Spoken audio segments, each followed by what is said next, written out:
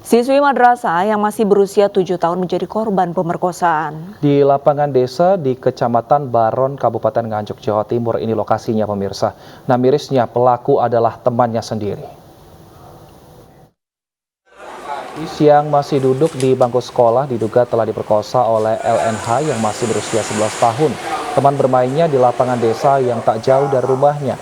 Peristiwa ini terjadi pada 20 September 2022, Selasa siang, pukul 14 waktu Indonesia Barat. Saat itu korban sedang asik bermain bersama dengan dua temannya termasuk pelaku di lapangan desa. Pelaku meminta temannya untuk pergi mengambil air. Saat sudah berdua bersama korban, pelaku tiba-tiba menendang kepala korban dari belakang hingga korban tersungkur pingsan dan langsung menyetubuhi korban. Kasus perkosaan terhadap MA siswi sekolah berusia 7 tahun telah ditangani Polres Nganjuk, Jawa Timur.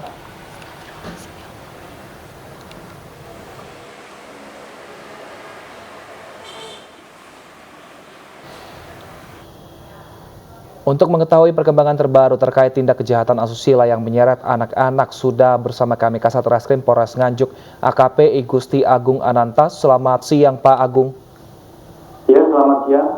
Baik Pak Agung, kami ingin pastikan sebenarnya seperti apa kronologi kejadiannya ini dan benarkah ini keduanya saling berteman Pak sebenarnya? Ya, betul. Pada tanggal 20 September 2022 kita dapat menerima laporan di wilayah Baron telah terjadi pencabulan oleh korbannya ini adalah berusia 7 tahun dan kita langsung bergerak di mana ada Satgas Perlindungan Perempuan dan Anak Kabupaten Nganjuk. Kita langsung bergerak cepat. Kami Kasat Reskrim memimpin langsung atas perintah Bapak Kapolres dan pada saat itu juga kita melakukan pengecekan visum tim sus kesehatan kita dari Rumah Sakit Bayangkara, melakukan pendampingan kepada korban karena masih trauma pada saat itu. Pada saat hari kedua kita bergerak cepat mengamankan pelaku, jadi satu orang inisial MB ini berusia 11 tahun. Pak Agung, untuk kronologinya tadi sudah Bapak sampaikan, tapi terkuaknya kasus ini apakah korban langsung melaporkan kepada orang tuanya atau seperti apa Pak? Ya, pada saat kejadian di mana lokasi ini adalah tidak jauh dari lokasi sekolah tempat korban bersekolah di lapangan kosong.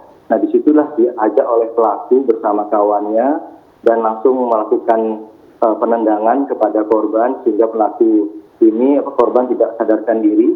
Pada saat tidak sadarkan diri, korban dilakukan pencabulan sehingga yang bersangkutan langsung melaporkan kepada orang tua korban dan pada saat itu juga melaporkan kepada Polsek karena PPA ini adalah di Polres sehingga diambil oleh Polres dan kita langsung tidak lanjuti. Aksi ini sudah direncanakan sebelumnya dan apakah juga ada persekongkolan dengan temannya yang pergi sehingga meninggalkan pelaku dan juga korban berduaan saja Pak? Ya betul, ini yang kita masih dalami bahwasannya memang ada saksi, bahkan saksi yang juga maksud dari pelaku ini adalah adik kelasnya sendiri. Jadi yang pelaku ini kelas 5 SD berusia 11 tahun, sementara saksi yang memberikan ini adalah kelas 3 SD. Jadi selisih 2 tahun, berumur 9 tahun, yang menyampaikan agar segera melakukan hubungan badan seperti itu. Sehingga yang pelaku ini teriming-iming dengan melakukan perbuatan cabul tersebut di lokasi TKP.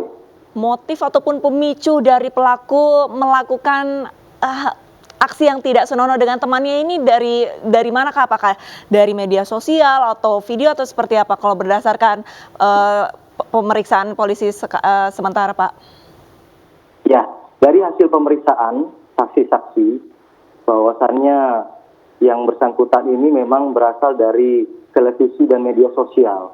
Sering melihat gambar-gambar yang dewasa sehingga ingin melakukan.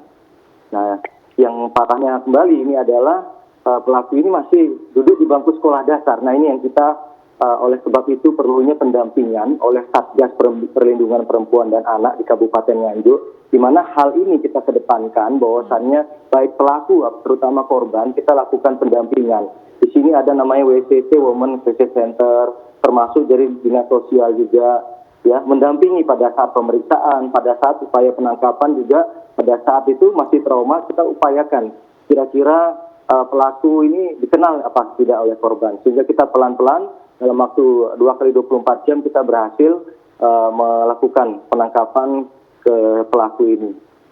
Sesuai dengan pasal 82 ayat 1 Undang-Undang 35 tahun 2014 tentang pelindungan anak. Baik, terima kasih Pak Agung atas informasinya. Kita harapkan semoga proses hukum cepat selesai dan semoga anak yang menjadi korban ini juga bisa sembuh dari trauma yang dialaminya. Terima kasih Bapak.